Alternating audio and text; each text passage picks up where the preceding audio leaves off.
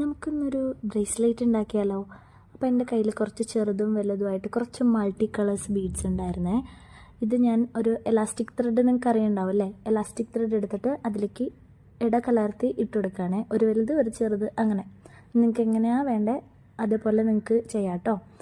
എന്നിട്ട് ഓരോ beads full ആ എലാസ്റ്റിക് ത്രെഡ് നമ്മുടെ കൈയിൻ്റെ അളവിന് എത്ര വരുന്നോ അതുവരെ നമുക്ക് ഇട്ട് കൊടുക്കാം. എന്നിട്ട് അവസാനം വരുന്ന ഭാഗം നന്നായിട്ട് ടൈ ചെയ്ത് കൊടുക്കണേ. നല്ല ടൈറ്റിൽ 2-3 തവണ ടൈ ചെയ്ത് കൊടുക്കണേ. അല്ലെങ്കിൽ എലാസ്റ്റിക് ത്രെഡ് ആയതിൻ്റെ പേരിൽ ഇത് പെട്ടെന്ന് അഴിഞ്ഞു പോകാൻ വേണ്ടിയിട്ട് ചാൻസ് ഉണ്ട്. അപ്പോൾ നിങ്ങൾ ഫുള്ള് ബീഡ്സ് ഇട്ട് കൊടുത്തതിന് ശേഷം നന്നായിട്ട് ഒരു 2-3 തവണ ടൈ ചെയ്യുക. ബാക്കി വരുന്ന ഭാഗം കട്ട് ചെയ്ത് കളഞ്ഞോളൂ കേട്ടോ, അത് നമുക്ക് ആവശ്യമില്ല. എന്നിട്ട് നന്നായിട്ട് ആ ബീഡിൻ്റെ ഉള്ളിലേക്ക് ആക്കി കൊടുക്കണം, കെട്ടിൻ്റെ ഭാഗം. പിന്നെ നിങ്ങളുടെ കയ്യിൽ വല്ല ചാംസ് എന്തെങ്കിലും ഉണ്ടെങ്കിൽ ചാംസ് കൂടി ഇട്ട് കൊടുത്തു കഴിഞ്ഞാൽ നമുക്ക് നല്ല അടിപൊളിയായിട്ടുള്ള ബ്രേസ്ലെറ്റ് കിട്ടും. അപ്പോൾ കണ്ടാലോ?